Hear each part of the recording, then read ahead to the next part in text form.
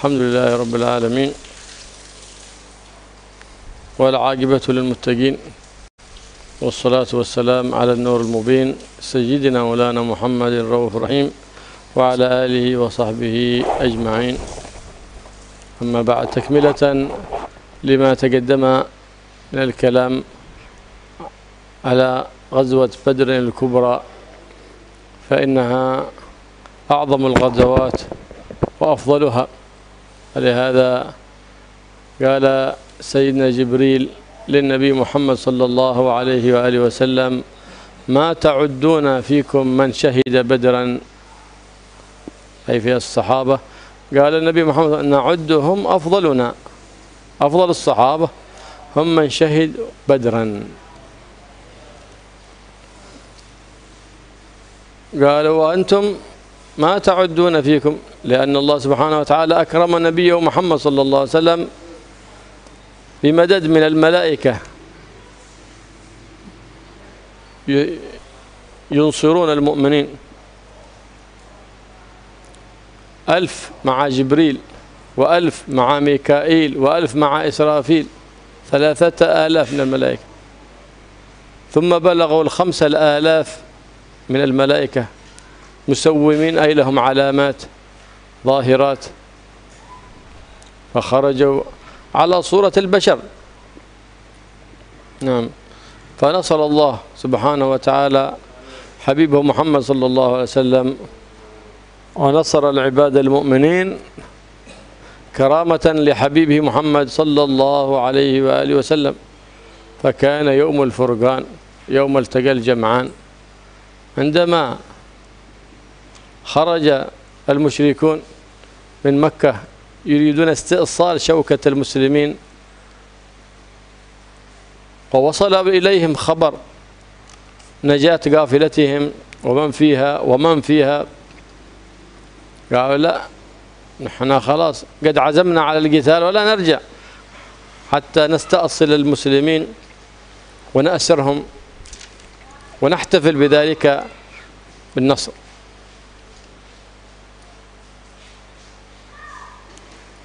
أبوا إلا ذلك،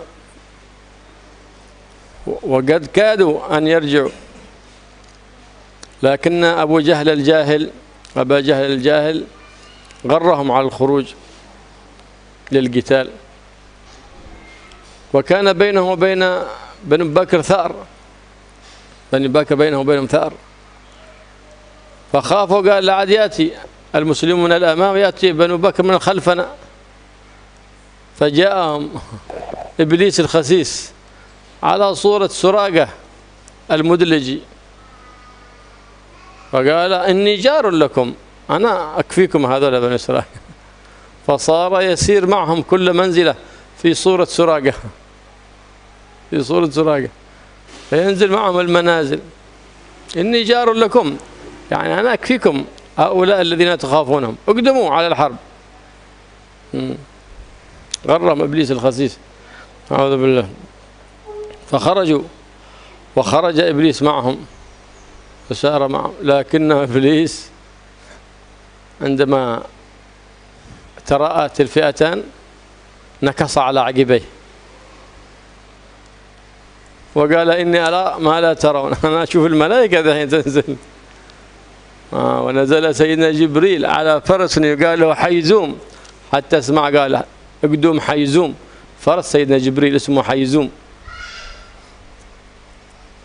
فخاف إبليس الخسيس، ولهذا قال النبي محمد صلى الله عليه وسلم: ما رؤي إبليس أحقر ولا أدحر منه في يوم كيوم عرفة، لما يرى الله سبحانه وتعالى فيه من المغفرة للعباد المؤمنين في يوم عرفة، يوم عظيم يغفر الله سبحانه وتعالى فيه للعباد المؤمنين الذين خلت قلوبهم عن بغضة وعن شحنة وعن حقد وحسد وعن إصرار على المعاصي. هذا اليوم إلا ما رؤي منه في يوم بدر، فقد رؤي أحقر وأدحر، حتى أن فرس جبريل رمحه حتى أوصله البحر، فخاف عندما رأى الملائكة فظن أنها قد قامت القيامة، فرؤي أحقر وأدحر في ذلك اليوم إبليس وتبرأ. وهكذا عادة إبليس، يغر الإنسان بالمعصية، إذا وقع في المعصية قال إني أخاف الله رب العالمين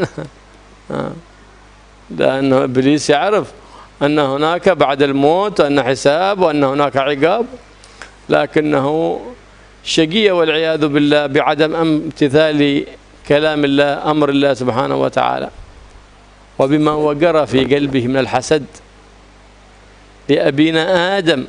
حسد أبونا أول المعاصي وقوعا الحسد والكبر. إبليس حسد وتكبر فطرد من رحمة الله سبحانه وتعالى، فكان سبب شقاوته الأبدية. فاحذر أيها المؤمن أن تكون فيك من أمهات الخبائث شيء، وهي الحسد والكبر والعياذ بالله.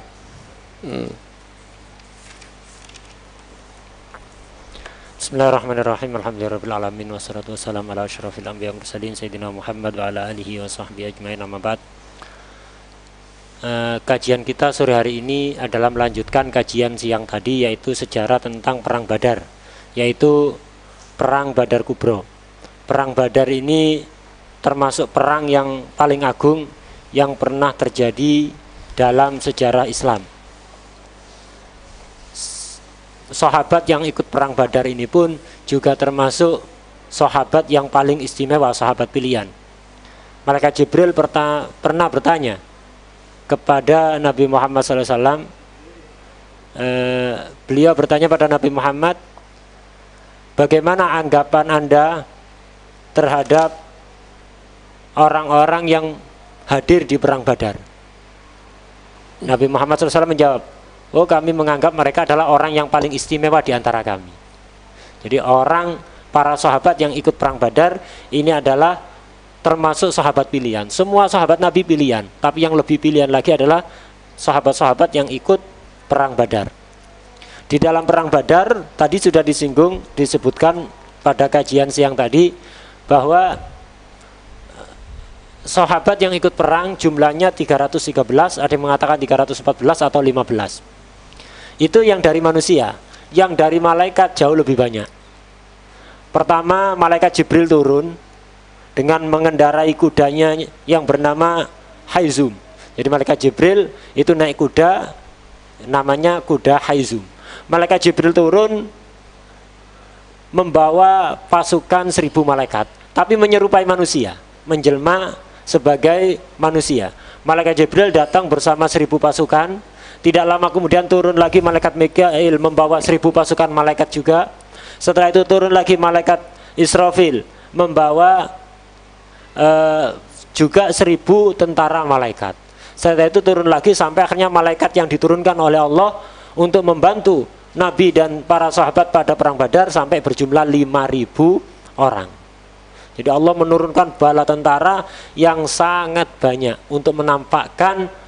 Karena itu tadi dikatakan Yaumul Furqan, hari pembeda antara mana yang hak dan mana yang batil. Allah sampai menurunkan 1000 malaikat. Padahal malaikat kalau satu untuk membinasakan semuanya ya sudah cukup, tapi diturunkan sampai 5000.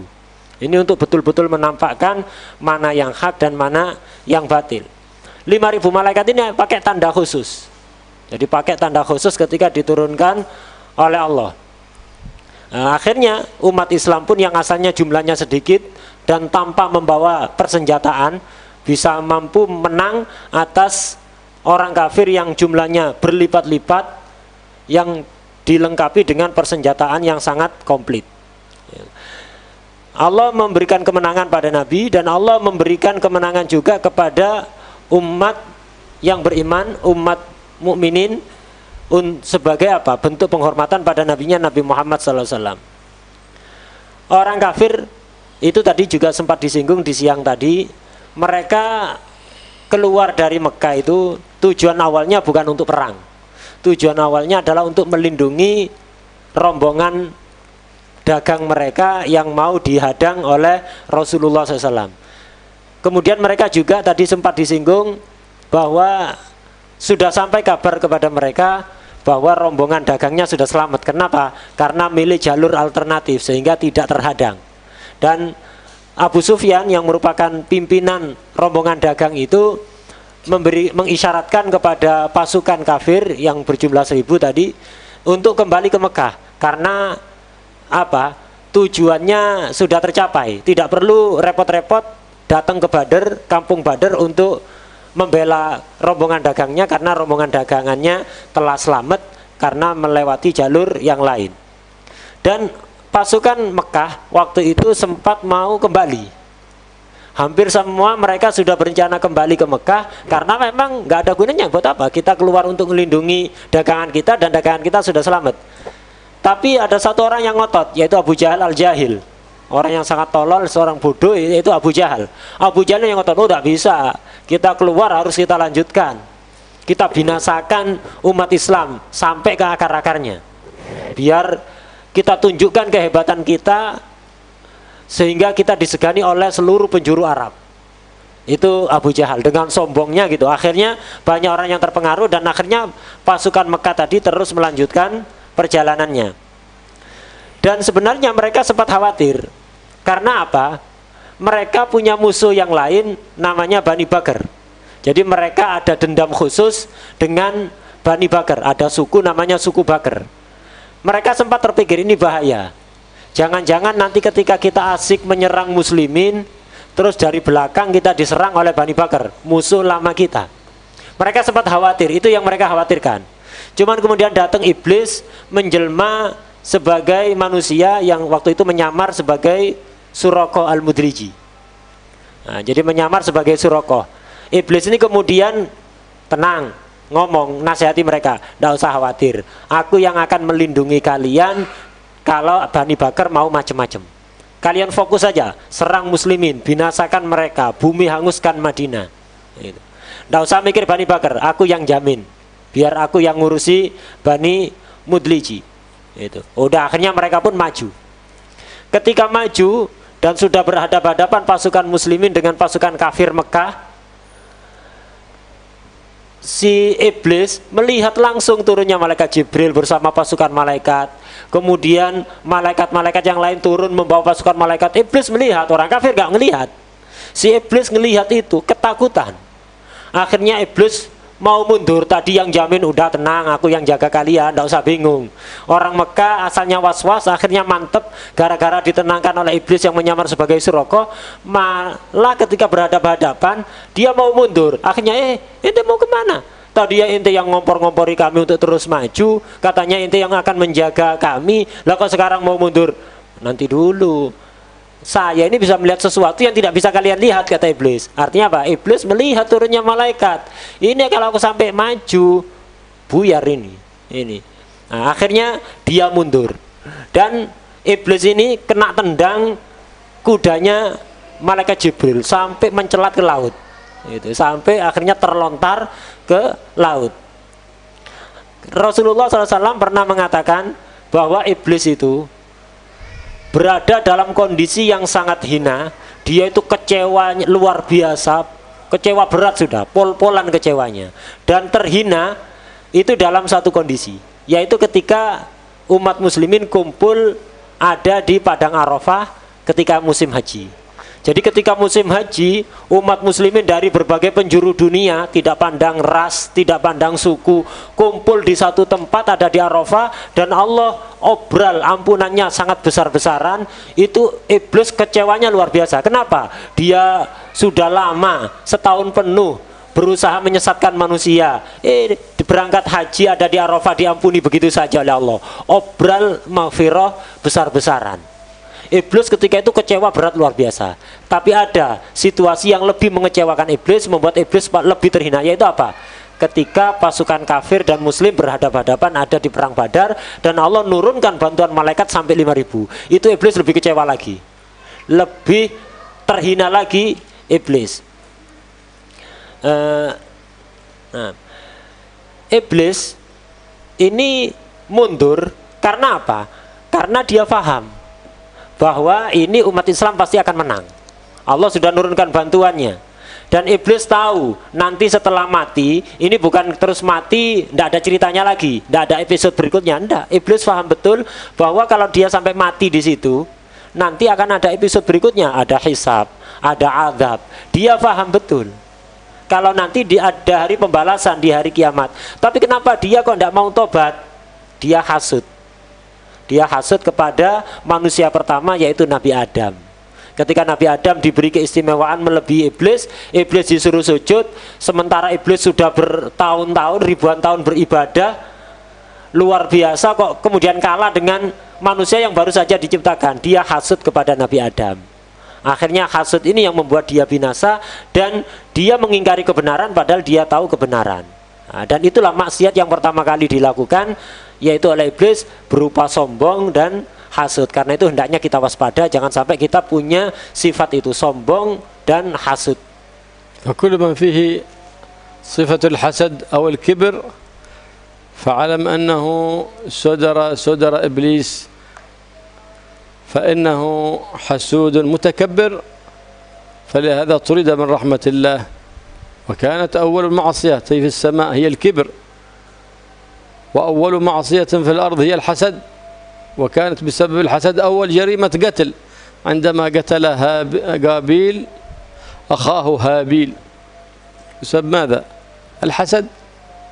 فاحذر أن يكون بينك وبين متكبر أو حاسد صحبة أو شراكة أو تلتصق به اختيارا إلا إذا ابتليت به اضطرارا. نعم، لأنك لا ترى منه إلا كل شر والعياذ بالله، ولا يأتيك منه أي خير. النبي محمد صلى الله عليه وآله وسلم ربى أصحابه على ترك هذه الصفات الذميمة، فجعلهم إخوة يمشون معا متآخين، وكان معهم 70 من الجمال يتعاقبون، هذا كل 3 في جمل يتعاقبون، يمشي هذا مرحلة ثم ينزل ثم يركب الآخر، وهكذا حتى هو صلى الله عليه وآله وسلم وهو القائد الأعظم للجيش، بل الأفضل في خلق الله سبحانه وتعالى، جعل نفسه كفرد منهم. كان مع سيدنا علي وأبو لبابة يتعاقبون على جمل، فلما كانت عقبة النبي محمد صلى الله عليه وسلم على الركوب قال للنبي: أنت يا رسول الله ابقى على ظهر الجمل ونحن نمشي معك. قال: لستما بأقدر مني على المشي، هل أنتم أقوى مني؟ ولست أغنى عن الأجر منكما، أنا أريد الأجر كذلك في المشي. فلم يرضى أن تكون له خصوصية أن يركب ولا يمشي، بل جعل نفسه فردا منهم حتى تبقى المحبة والأخوة متماسكة، لأن الجيش ليس قوة بالعدد والعدد، إنما الجيش قوة بالإيمان وبالمحبة والأخوة التي بين أفراد الجيش.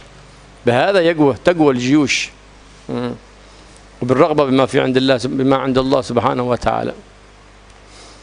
النبي محمد صلى الله عليه وسلم لما نزل في أول مرحلة عند ماء بئر فاستعرض الجيش، يريد أن يعرف كم العدد الذي معه نزل، فاستعرضهم ورد من استصغرهم، بعضهم عادهم صغار السن كسيدنا أسامة بن زيد، خرجه رغبان في الجهاد، قاعد يصير رجع.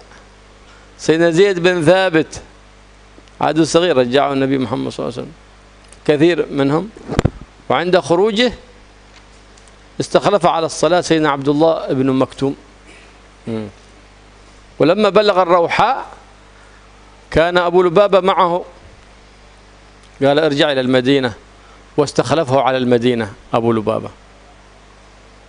وكان ما بقي 2 يتعاقب مع سيدنا علي، لا، جاب واحد ثالث أبو مرثد جعله بدل أبو لبابة، فصاروا 3 يتعاقبون الجمل صلى الله عليه وعلى آله وسلم. وهذا من تواضعه صلى الله عليه وآله وسلم تعليما لأمته أن لا يتكبروا ولا يكون أحد يتصف بصفة الحسد، فإن الصفات الخبيثة التي توقع صاحبها في كل فعل خبيث وكل قول خسيس. Setiap orang yang memiliki sifat hasud atau sombong, ketahuilah berarti dia adalah saudaranya iblis. Iblis itu sombong, hasud, sehingga dijauhkan dari rahmat Allah. Maksiat pertama kali yang dilakukan di langit adalah sombong, yaitu ketika iblis disuruh sujud kepada Nabi Adam, dia tidak mau karena merasa lebih baik, sombong, merasa lebih baik daripada Nabi Adam. Dan maksiat yang pertama kali dilakukan di bumi adalah hasud, yaitu ketika salah satu putra Nabi Adam hasud kepada putra yang lain. Ya, dalam sejarah yang ma'ruf yaitu sejarah Qabil dan Habil. Karena itu hendaknya kita waspada, jangan deket-deket dengan orang yang punya sifat hasud atau sombong. Jangan berteman atau berkongsi dalam bisnis, atau kita deket-deket pokoknya dengan orang yang punya sifat sombong atau hasud secara sengaja. Kalau nggak sengaja ya gimana lagi? Kita waspada gitu aja. Kalau kita rekan kerja kita ada yang begitu, ya udah kita waspada gitu aja. Tapi secara sengaja kita mendekat kepada orang hasud dan sombong, jangan. Kenapa? Dia tidak akan mendatangkan kebaikan sama sekali. Nabi Muhammad SAW itu mendidik sahabatnya untuk menjauhi sifat-sifat itu, sifat hasud, sifat sombong. Nabi menjadikan sahabat itu saling mencintai, saling menyayangi, disamakan, tidak membeda-bedakan satu sahabat dengan sahabat yang lain. Bagaimana ketika perang Badar tadi sudah dijelaskan, pasukan muslimin 313, sementara ontanya cuma 70, ya otomatis naiknya gantian. Dari Madinah menuju tempat terjadinya perang Badar, yaitu kampung Badar, itu lumayan. Jadi mereka gantian naik onta, gantian naik onta. Jadi disamakan, Nabi tidak beda-bedakan. Bahkan Nabi menjadikan diri beliau sama dengan sahabatnya. Nabi pun, padahal beliau ini panglima teragung, dan tidak akan ada yang lebih agung daripada Nabi Muhammad SAW. Nabi pun ketika pergi ke perang Badar, bukan karena panglima mentang-mentang terus dari Madinah sampai Badar naik onta terus, enggak. Beliau gantian, ada satu onta gantian 3 orang, Nabi, Sayyidina Ali, dan Abu Lubabah. Ini gantian, Nabi naik sekian meter misalnya, nanti turun ganti Sayyidina Ali, nanti turun lagi ganti Sayyidina Abu Lubabah. Itu ketika Rasulullah jatah naiknya sudah habis, beliau mau turun, Sayyidina Ali dan Sayyidina Abu Lubabah ini menghendaki, jangan turun Rasulullah, udah Anda saja yang naik, kami biar jalan dari awal sampai akhir, Anda saja yang naik dari awal sampai akhir. Itu sahabat Nabi kepingin Nabi aja yang naik, tidak usah gantian. Tapi bagaimana jawaban Nabi? Memangnya kalian berdua lebih kuat dari aku untuk jalan? Aku lebih kuat jalan daripada kalian. Ayo kuat-kuatan, nah. Lebih kuat aku untuk jalan. Ini, aku lebih kuat berjalan daripada kalian. Kemudian, emangnya kalian lebih kepingin untuk mendapatkan pahala? Aku juga pingin pahala. Berjalan ini pahalanya lebih gede. Naik kalian berjalan dari awal akhir pahala gede, aku naik terus pahalanya lebih kecil. Enggak, aku pingin pahala juga. Jangan dikuasai pahala. Nah ini, bagaimana pendidikan Rasulullah SAW. Dan begitulah akhirnya tentara Rasulullah begitu kuat. Kenapa? Saling gotong royong, kerjasama, saling mencintai satu sama lain. Akhirnya kuat. Kekuatan pasukan terletak di situ. Bagaimana persatuan mereka, saling bantu-membantu, gotong royong antara mereka, itu yang membuat pasukan kuat. Bukan dengan jumlah yang banyak atau perlengkapan perang yang komplit. Enggak, bukan itu letak kekuatan pasukan. Kemudian sebelum nyampe ke Badar, Nabi menata pasukannya gitu. Jadi dibariskan, disuruh baris pasukannya, dilihat lagi. Nabi ingin ngelihat jumlahnya ada berapa. Ada berapa pasukan dihitung. Kemudian dilihat lagi oleh Nabi. Yang usianya masih terlalu muda suruh pulang ke Madinah. Jangan perang, belum waktunya. Dan akhirnya setelah itu ada beberapa sahabat yang disuruh pulang oleh Nabi. Seperti Sayyidina Usama bin Zaid. Ini. Kemudian Sayyidina Zaid bin Thabit, waktu itu masih terlalu muda, oleh Nabi suruh pulang ke Madinah. Nggak usah ikut perang, kamu masih terlalu muda, pulang sana.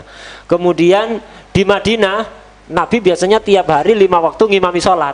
Nah, karena Nabi ikut perang Badar, ngimami sholat digantikan oleh Rasulullah kepada Sayyidina Abdullah bin Ummi Maktum. Kemudian di tengah perjalanan itu juga, tadi Abu Lubabah yang gantian naik onta bersama Rasulullah juga disuruh pulang. Disuruh menjadi pemimpin, jadi semacam PLT itu, pelaksana tugas Nabi selama Nabi ada di luar Madinah. Jadi yang memimpin Madinah untuk sementara Abu Lubabah, yang memimpin sholat Abdullah bin Umi Maktum. Jadi tidak dibiarkan terbengkalai gitu oleh Nabi, dipasrahkan orang dulu. Jadi ada PLT. Nabi pergi ke Badar. Lah, oh paling ini mungkin ada orang berpikir, mungkin Nabi ini maksudnya biar yang gantian tidak terlalu banyak. Tadi kan ontanya satu, gantian Nabi, Sayyidina Ali dan Abu Lubabah.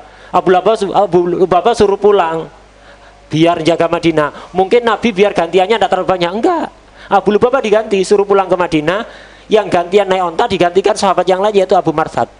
Jadi tetap 3 orang yang gantian naik onta tadi. Nah, dan ini termasuk ketawaduan Rasulullah SAW. Dan beginilah pendidikan Nabi agar kita ini tidak sombong, agar tawadu dan tidak hasud.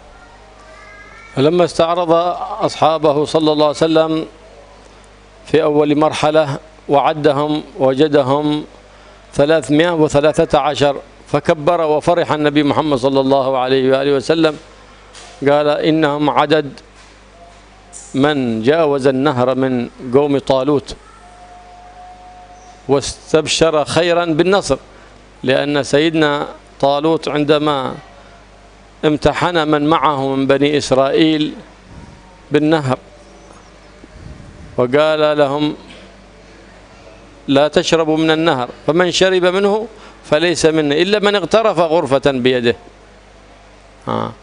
يعني القدر الضروري.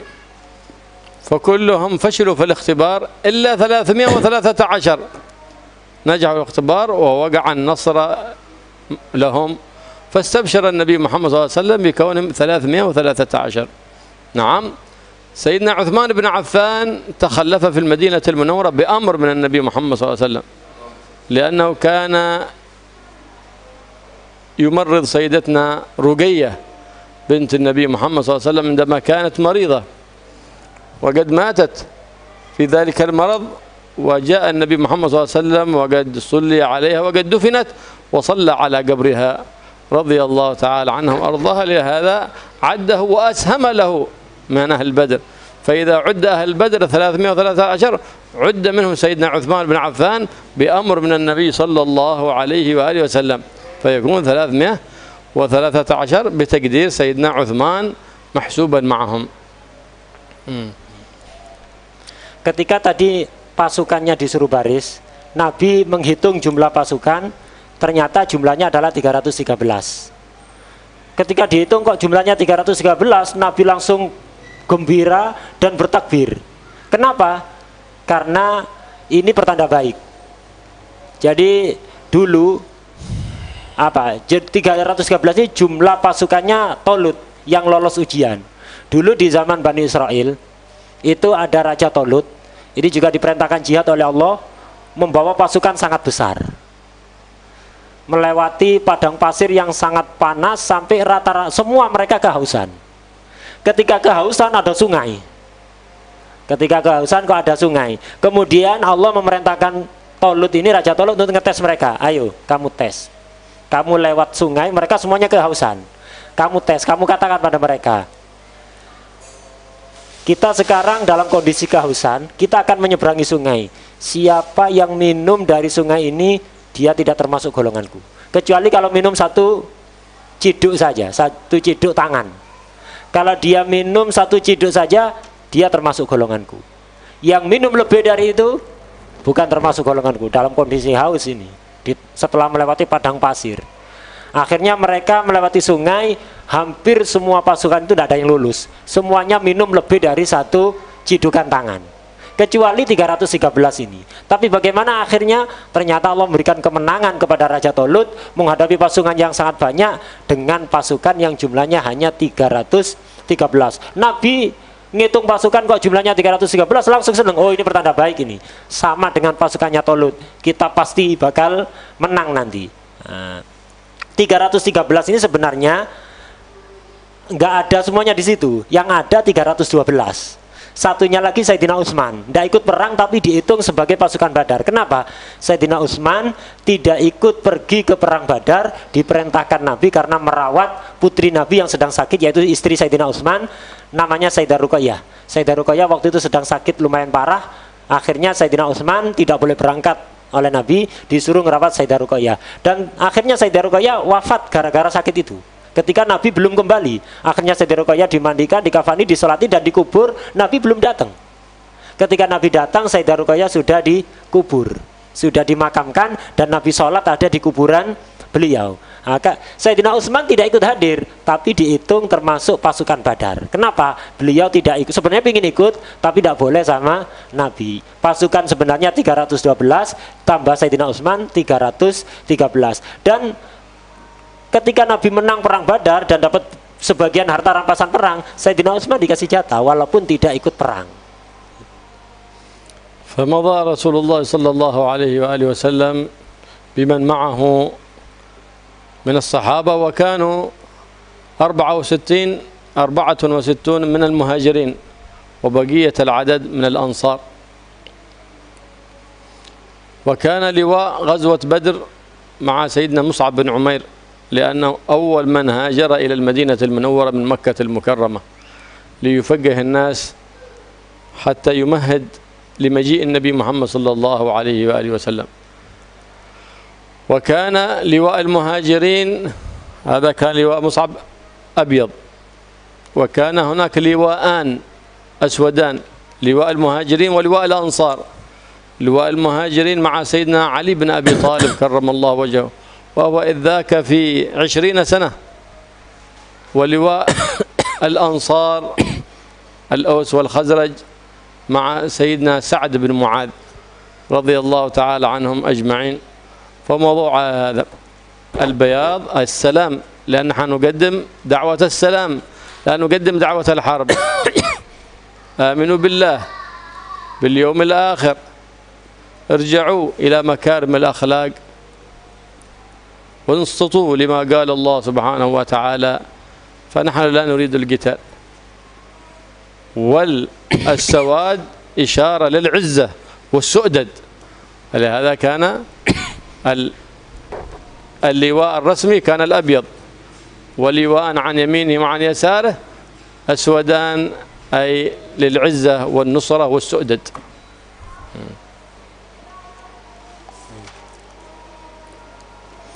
Kemudian Nabi meneruskan perjalanan menuju kampung Badar. Beliau membawa pasukan tadi 313, 64 diantaranya adalah sahabat muhajirin, sisanya adalah sahabat ansor. Jadi sahabat ansor lebih banyak. Sahabat muhajirin waktu itu ada 64. Dan beliau waktu perang Badar itu memiliki 3 bendera perang. Jadi 3 bendera, membawa 3 bendera. Bendera utamanya berwarna putih, kemudian ada bendera kanan kiri berwarna hitam. Jadi ada 3 bendera. Satu bendera utama berwarna putih yang dipegang oleh Sayyidina Mus'ab bin Umair. Kenapa diberikan pada beliau? Karena beliau inilah sahabat yang pertama kali hijrah dari Mekah menuju Madinah untuk ngajari masyarakat Madinah biar siap nanti ketika Nabi datang. Itu. Kemudian ada 2 bendera lain yang berwarna hitam. Satu bendera untuk sahabat Ansor, satu bendera untuk sahabat Muhajirin. Bendera hitam untuk sahabat Muhajirin dipegang oleh Sayyidina Ali bin Abi Thalib yang waktu itu masih berusia 20 tahun. Sementara bendera sahabat Ansor dipegang oleh Sayyidina Sa'ad bin Mu'ad. Bendera utamanya putih. Kenapa? Bendera putih ini adalah bendera perdamaian. Ini untuk mengisyaratkan bahwa apa? Kita datang bukan untuk perang. Kita datang untuk menyebarkan perdamaian. Karena itu bendera utama yang ada di depan berwarna putih, bukan warna hitam. Isyarat bahwa kita datang untuk membawa kedamaian. Kalian mau diajak dakwah dengan baik-baik, nggak ada perang. Tapi kalau dihalang-halangi, jangan macam-macam. Itu. Jadi bendera putih isyarat perdamaian, sementara bendera hitam isyarat kekuatan dan kepemimpinan. Itu. Jadi itu bendera utamanya putih dan 2 bendera yang lain berwarna hitam. والنبي محمد صلى الله عليه وآله وسلم في أثناء الطريق أرسل طليعة لاستكشاف الأحوال وينظر أين العدو صار منهم بعيدا أم قريبا، فأرسل 2 فنزل حتى وصل بدر وعلم مكان القوم فاستسقيا من الماء وأخذ ما زاد من الماء وذهب وجاء أبو سفيان يستحسس من الأمر، فوجد رجلا عند الماء، قال: أحد رأيته هنا؟ قال: لا، ما رأيت أحد، لكنني كان اثنان هنا، أخذ ماء وانصرف. فجاء أبو سفيان عند بعر الجمال ويفتته، فنظر فيه نواة من نوى التمر، قال: إن هذه من نوى يثرب، فإن القوم ينزلون على بدر. ففي الحال انصرف جعل بدر عن يساره ورجع إلى جهة البحر، وأرسل إلى أصحابه من الكفار أن القافلة قد نجت فارجعوا. فلما بلغ الخبر بنو زهرة، وكان سيدهم الأخنس بن شريف الزهري، قال: خلاص، نحن خرجنا لا إلى أن نفدي أموالنا، وأخونا نوفل كان مع القافلة، والآن قد نجاه الله، فلا حاجة لنا بالقتال. فاسترجعهم أبو جهل فلم يفد استرجاعه لهم، ورجعوا ولم يقاتلوا مع الكفار.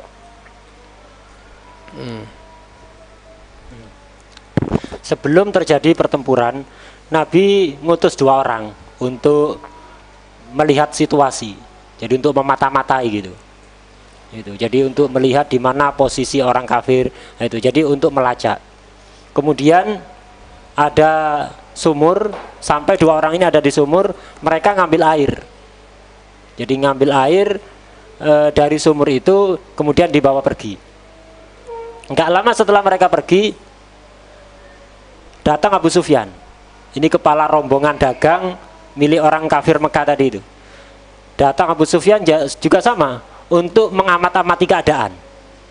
Sampai di sumur itu, dia nanya kepada orang yang ada di sumur, apakah ada orang-orang ada sini?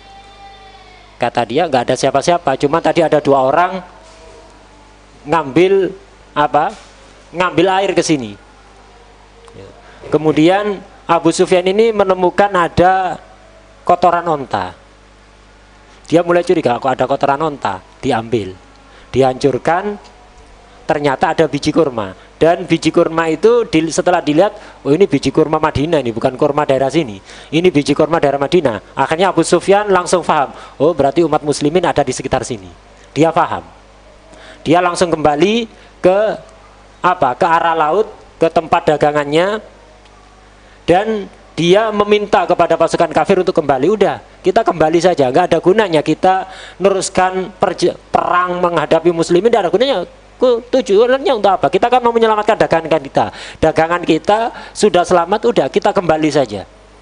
Tapi Abu Jahal dan teman-temannya ngotot untuk terus melanjutkan perjalanan. فلما بلغ النبي محمد صلى الله عليه وآله وسلم قرب بدر أراد أن يسمع كلام أصحابه، لأنه ما خرج بهم للقتال، إنما خرج بهم للعير، فقال لهم: العير أحب إليكم من لقاء العدو. فقال: يا رسول الله، بعضهم قال: نحن ما خرجنا للقاء العدو، ولما بلغهم أخبار العدد الكثير الذي جاء لقتاله، إنما خرجنا للعير. فقال النبي محمد صلى الله عليه وسلم: أشيروا علي. فقام سيدنا أبو بكر وتكلم بما يثلج الكبد، وجلس ودعا له النبي محمد صلى الله عليه وسلم بخير، وقال: أشيروا علي أيها القوم. فقام سيدنا عمر وتكلم وأثلج الصدر، فدعا له النبي صلى الله عليه وسلم بخير. ثم قام المقداد بن الأسود فقال: يا رسول الله، امضي بنا حيث ما تريد، فوالله لا نقول لك كما قالت بنو إسرائيل لموسى. إيش قالت؟ اذهب أنت وربك فقاتلا إنا هنا قاعدون، ولكننا نقول لك اذهب أنت وربك فقاتلا إنا معكما مقاتلون. ففرح النبي محمد صلى الله عليه وسلم وسر سرورا كثيرا وابتهج وقال: اجلس، ودعا له بخير، ولا زال يقيل: أشيروا علي أيها القوم. نعم. Ketika Nabi sudah mendekati daerah Badr, sudah mendekati tempat pertempuran, Nabi mengumpulkan sahabatnya dan ditanyai, Karena apa? Karena memang Nabi ngajak sahabatnya pertama ini bukan untuk perang. Nabi ngajak sahabatnya sebagaimana tadi sudah dijelaskan untuk menghadang rombongan dagang yang mereka merampas harta umat muslimin yang ada di Mekah. Jadi Nabi ingin mengambil harta umat muslimin sebagiannya yang dirampas oleh orang kafir Mekah. Jadi tujuannya bukan untuk perang, ketemu pasukan perang dengan persenjataan yang lengkap, enggak, mau menghadang para pedagang gitu aja. Tapi ternyata kenyataan berbicara lain. Pedagangnya selamat, rombongan dagangnya selamat, malah yang datang pasukan perang yang jumlahnya sangat banyak, berlipat 3 kali lipat dibanding jumlah muslimin, 3 kali lipat lebih, dan menggunakan senjata lengkap, sementara umat Islam tidak bawa senjata, jumlahnya juga sedikit. Akhirnya Nabi mengumpulkan mereka, minta saran mereka. Nah, jadi Nabi kemudian ngasih isyarat pada mereka, aku kepingin mendengar tanggapan kalian, komentar kalian, gimana kita ini kita mau berhadapan dengan pasukan yang sangat banyak ini, senjatanya lengkap, gimana? Akhirnya Sayyidina Abu Bakar berdiri berbicara mewakili umat Islam yang ada, para sahabat saat itu. Sayyidina Abu Bakar berbicara dengan pembicaraan yang sangat membahagiakan Nabi. Setelah berbicara, intinya mendukung sepenuhnya. Setelah berbicara, beliau duduk kembali dan Nabi mendoakan baik. Setelah itu Nabi, ayo ya apa pendapat kalian? Jadi mancing-mancing pendapat tadi kan yang berbicara Sayyidina Abu Bakar. Jangan-jangan ini pendapat pribadi, yang lain tidak begitu. Mancing-mancing, apa pendapat kalian? Sayyidina Umar berdiri, berbicara sama, berbicara mendukung total dan membuat Nabi bergembira. Setelah itu beliau duduk dan didoakan baik oleh Nabi. Nabi kembali lagi, ya apa pendapat kalian? Berdiri lagi orang ketiga, yaitu sahabat Al-Miqdad bin Al-Aswad.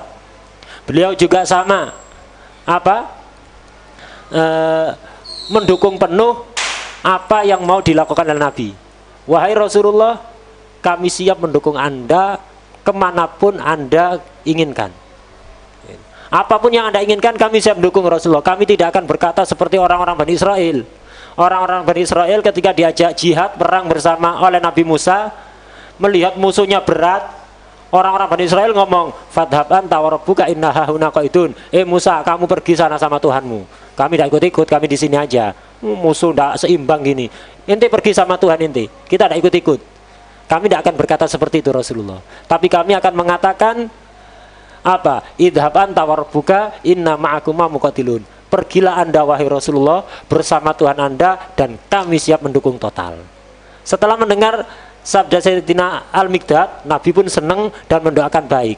Tapi Nabi tetap mancing-mancing itu. Ayo ya apa komentar kalian? Jadi mancing, masih ada orang yang dituju gitu. Naam. Faqala ashiru alayya ayyuhan nas. فقال بعض الأنصار كأنه يريدكم أي معاشر الأنصار لأنكم عاهدتم النبي محمد صلى الله عليه وسلم في بيعة العقبة أن تنصروه في المدينة المنورة ولم تعاهدوه على النصرة في خارج المدينة المنورة فأراد أن يسمع كلاما من الأنصار فقام سيد الأنصار سعد بن معاذ فقال يا رسول الله كأنك تريدنا بهذا الكلام قال أجل أنا أريدكم هذا الكلام قال والله يا رسول الله لقد آمنا بك وصدقناك وأعطيناك على ذلك العهود والمواثيق ولعلك أردت أمرا فأراد الله أمرا آخر أردت خروجا للعير فوقع أنها قد فاتت العير والآن صار النفير أي لقاء العدو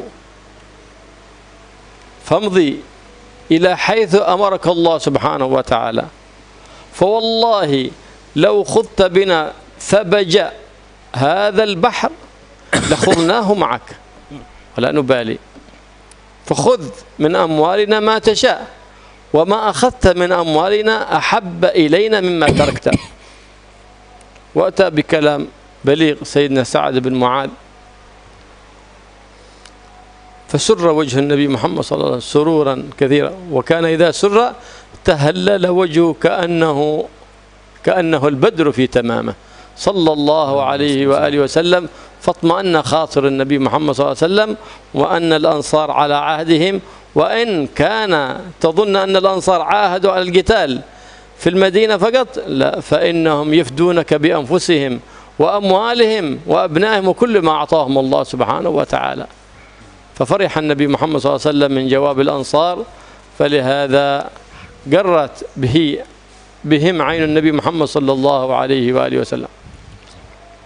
Tadi ketika Nabi minta komentar sahabat siap apa enggak untuk perang, yang berdiri Sayyidina Abu Bakar, Sayyidina Umar, Sayyidina Miqdad, semuanya dari kalangan muhajirin.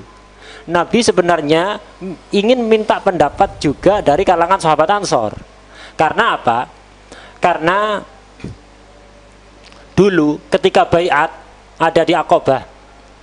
Jadi ketika Nabi membaiat orang-orang Ansor, penduduk asli kota Madinah, suku Aus dan Khazraj, itu baiat agar supaya mereka mau melindungi Nabi, membela Nabi di dalam kota Madinah.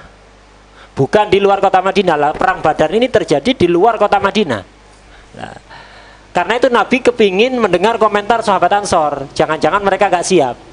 Akhirnya Sayyidina Sa'ad bin Mu'ad, tokoh sahabat Ansor, itu paham isyarat Nabi. Nabi ini menginginkan komentar kami ini. Akhirnya beliau berdiri, Rasulullah, sepertinya Anda ingin mendengar tanggapan kami Rasulullah. Oh iya benar, aku kepingin mendengar tanggapanmu. Gitu. Akhirnya, wahai Rasulullah, kami telah betul-betul beriman kepada Anda, dan kami membenarkan apapun yang Anda bawa, dan kami sudah berjanji beberapa kali atas hal itu kepada Anda. Dan barangkali Anda menginginkan sesuatu, tapi Allah menghendaki sesuatu yang lain. Anda kemarin mengajak kami untuk menghadang rombongan para pedagang. Itu maksud Anda ngajak kami, tapi ternyata Allah menghendaki kami untuk bertemu musuh yang sangat berat dan jumlah sangat besar. Wahai Rasulullah, teruskan langkah Anda sesuai perintah Allah. Wallahi, demi Allah, kalau Anda mengajak kami untuk masuk ke dalam tengah lautan ini, kami akan masuk Rasulullah, tidak bakalan tertinggal. Nah, kemudian, dan kami siap berkorban nyawa dan harta. Anda menginginkan harta kami siap berkorban semuanya Rasulullah. Dan harta yang kami berikan kepada Anda itu lebih kami sukai daripada harta yang kami pegang. Nah, itu. Kemudian beliau berpidato dengan pidato yang sangat menenangkan hati Rasulullah, dan Rasul akhirnya bergembira. Dan Rasulullah itu kalau bergembira, wajahnya itu berseri-seri seperti bulan purnama sallallahu alaihi wasallam. ومضى رسول الله صلى الله عليه وآله وسلم إلى تلك الغزوة العظيمة، غزوة بدر. نعم. فقال لأصحابه سيروا على بركة الله، فإن الله سبحانه وتعالى وعدني إحدى الطائفتين، إما العير وإما النفير، وكأنني أرى مصارع القوم، أي وكأنني أرى أولئك الذين سيقتلون من المشركين في غزوة بدر أراهم أمامي. عين لهم النبي محمد صلى الله عليه وسلم كل واحد في مكانه. هنا سيقتل أبو جهل، هنا سيقتل أمية، هنا سيقتل الوليد، وهنا شيبة، وهنا عين لهم النبي محمد صلى الله عليه وسلم ببقاعهم، عينها. قال بعض الصحابة رضي الله تعالى عنهم: فذهبنا نرى بعد القتال فلم يتعدى واحدا منهم موضعه الذي عينه له النبي محمد صلى الله عليه وسلم، وهذه معجزة له صلى الله عليه وسلم. كل واحد عين له موضوع الذي سيقتل فيه ويموت فيه، فعين لهم. فحينئذ لما قالوا سيروا على بركة الله، تيقن أصحاب النبي محمد صلى الله عليه وسلم أنه لا بد من ملاقاة العدو، فدعا الله سبحانه وتعالى النبي محمد صلى الله عليه وسلم لأصحابه وقال: اللهم إنهم حفاة فاحملهم، حفاة فاحملهم، اللهم إنهم جياع فأشبعهم، اللهم إنهم عراة فاكسهم. ودعا لأصحابه بدعوات عظيمة، خص لأهل بدر بهذه الدعوات. فلهذا كان النبي محمد صلى الله عليه وسلم يخص أهل بدر بالتكريم والتعظيم، ويقول: لعل الله اطلع على أهل بدر فقال لهم: اصنعوا ما شئتم فقد غفرت لكم، أي أن أحدهم لا يصر على المعصية ولا يفعل معصية، فإن وقع في ذلك يسرت له التوبة في الحال، وكان محفوظا بحفظ الله سبحانه وتعالى. لكذا كان من شهد بدرا من أصحاب النبي كانوا سادات الصحابة، ومن شهد بدرا من الملائكة كانوا سادات الملائكة في السماء.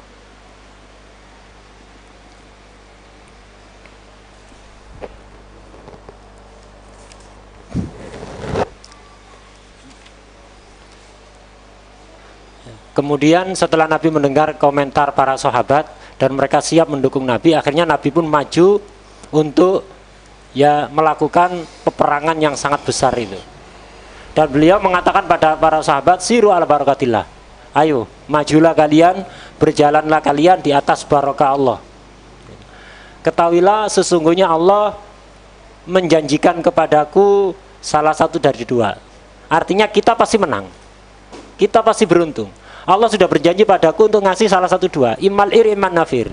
Imma rombongan dagang itu yang akan kita dapatkan, dagangannya kita rampas, itu hak kita, atau menang dari pasukan an-nafir, pasukan perang.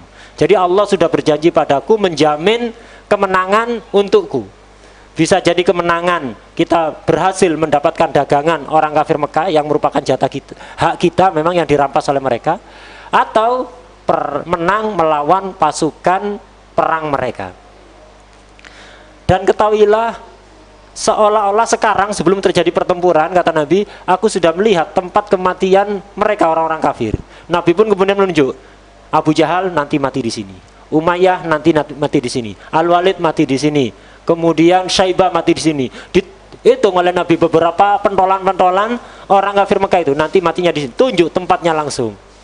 Setelah terjadi pertempuran dan umat Islam menang, orang kafir kalah, sebagian sahabat itu ingin membuktikan. Tadi Nabi nunjuk Abu Jahal matinya di sini, dibuktikan. Ternyata semua persis seperti yang ditunjuk Nabi, tidak ada yang meleset.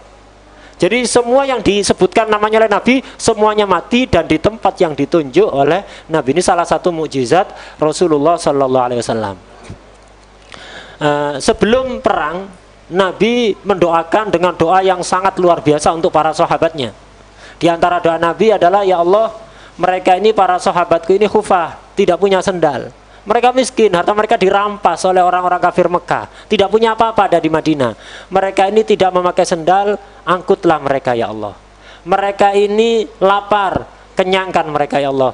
Mereka ini tidak memiliki pakaian lengkap, beri pakaian yang lengkap untuk mereka ya Allah. Dan Nabi mendoakan doa yang sangat panjang untuk mereka. Dan Nabi memberikan keistimewaan khusus kepada orang-orang yang hadir perang Badar.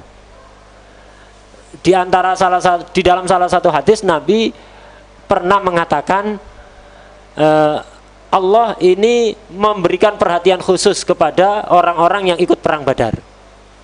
Dan Allah mengatakan, wahai orang-orang yang ikut perang Badar, lakukan apapun yang kalian mau, sudah aku ampuni semua dosa-dosa kalian. Ini bukan berarti kemudian mereka mendapat kebebasan untuk maksiat semaunya, enggak. Maksud dari sabda Nabi ini artinya apa? Semua sahabat yang ikut perang Badar itu akan dijaga dari maksiat oleh Allah Subhanahu wa taala di masa yang akan datang. Dosa yang telah lalu diampuni, dan akan dijaga dari dosa-dosa yang akan datang sampai akhirnya mereka meninggalkan dunia. Kalaupun mereka terjerumus ke dalam sebuah kemaksiatan, akan diberi taufik pertolongan oleh Allah untuk bisa bertobat. Jadi tidak ada sahabat yang hadir perang Badar mati masih membawa dosa. Kenapa? Sudah diampuni oleh Allah. Yang dosa yang lalu sudah diampuni, setelah perang Badar dijaga dari maksiat. Kalau ada yang terjerumus dari maksiat, dibantu oleh Allah untuk bertaubat. Jadi sebelum wafat semuanya bertobat dan semuanya tidak ada yang memiliki dosa. Dan orang-orang yang hadir di dalam perang Badar ini orang-orang pilihan, para pemimpin. Sahabat yang ikut perang Badar adalah tokoh sahabat. Malaikat yang ikut perang Badar adalah para tokohnya malaikat.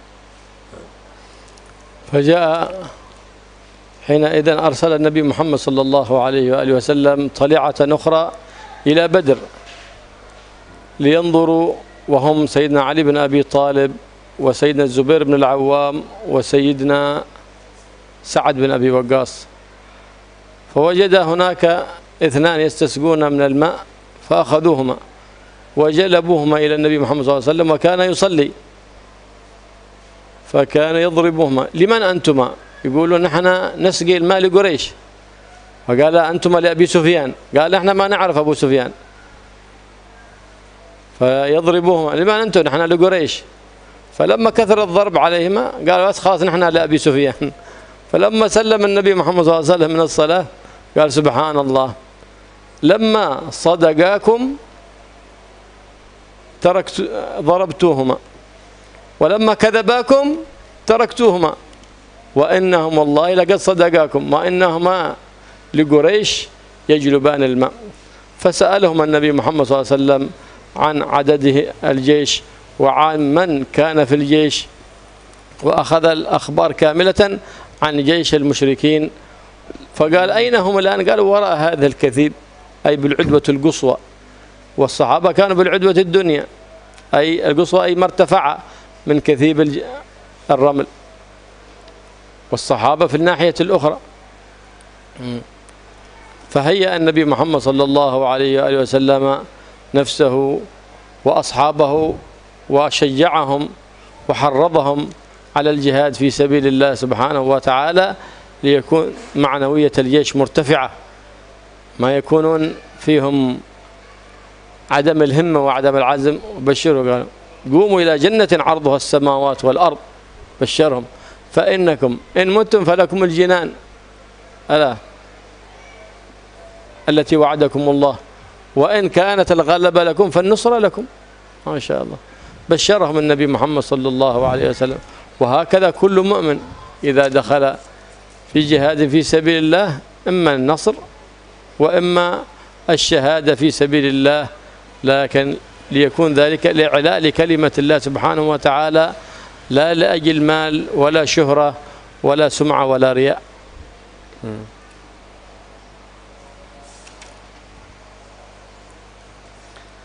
Kemudian Nabi ngirim 2 mata-mata lagi. Jadi tadi yang pertama ngirim mata-mata, kemudian beliau ngirim mata-mata lagi. Jadi untuk melacak kondisi. Di situ ada sumur, tempat ngambil air. Kita tahu bahwa di sana itu daerah padang pasir. Ada sumur, di situ tempat sumber air. Nabi ngirim 2 orang, jadi mata-mata gitu. Kemudian pergi ke sumur itu, menemukan ada 2 orang yang sedang ngambil air. Akhirnya ditangkap oleh utusannya Nabi, ditangkap. Milik siapa kalian ini? Artinya budak siapa kalian ini? Kami ini budaknya orang-orang Quraisy. Oh, kalian ini budaknya Abu Sufyan ya. Akhirnya ditangkap. Ditangkap, dibawa ke tempatnya Nabi. Nabi waktu itu sedang sholat. Nah, yang diutus waktu itu Sayyidina Ali, bukan hanya 2 orang yang diutus untuk jadi mata-mata tadi, Sayyidina Ali, Sayyidina Zubair bin Awam, dan Sayyidina Sa'ad bin Abi Waqqas. 2 orang ditangkap oleh utusan Nabi ini, kemudian dipukuli. Nabi waktu itu sedang sholat, dipukuli. Ayo, milik siapa kalian ini? Kami milik Quraisy. Kalian miliknya Abu Sufyan ya? Bukan, kami tidak kenal Abu Sufyan. Pukuli lagi. Kalian milik Abu Sufyan? Bukan, kami miliknya orang Quraisy. Dipukuli lagi. Sampai akhirnya karena kesakitan dipukuli, akhirnya ya sudah kami miliknya Abu Sufyan. Padahal mereka bukan miliknya Abu Sufyan, biar gak dipukuli aja. Bertepatan pada saat itu Nabi salam dari sholatnya. Ketika salam, Nabi itu kemudian mengucapkan subhanallah, aneh kalian ini. Orang jujur, ngomong jujur kalian pukuli. Ketika dia bohong, tidak kalian pukul.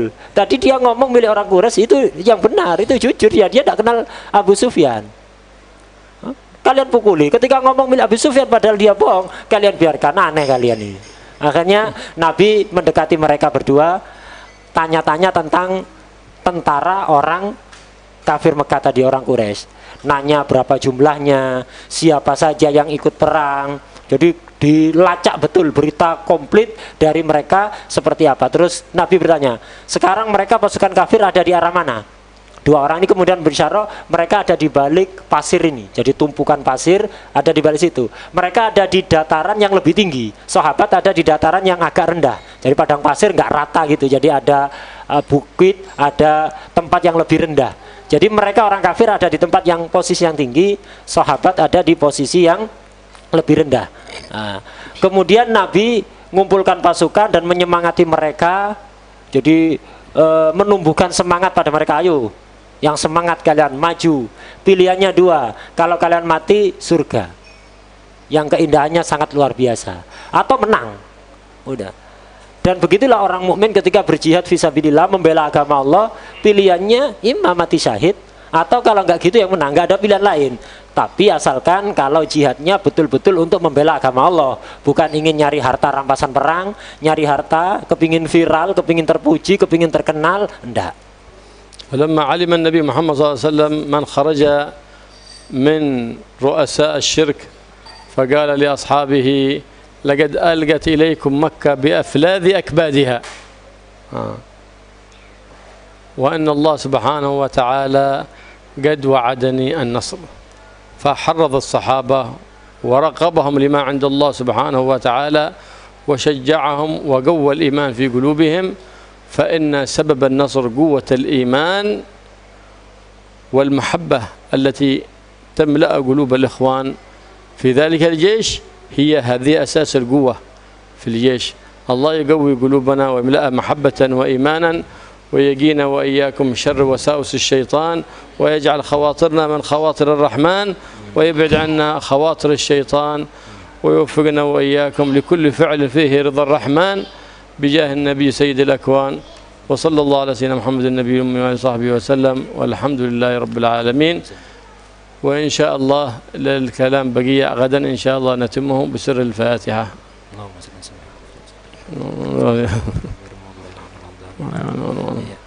Setelah mengorek informasi dari dua orang budak yang ditangkap tadi, akhirnya Nabi tahu ternyata pembesar-pembesar Quraisy hampir semuanya keluar.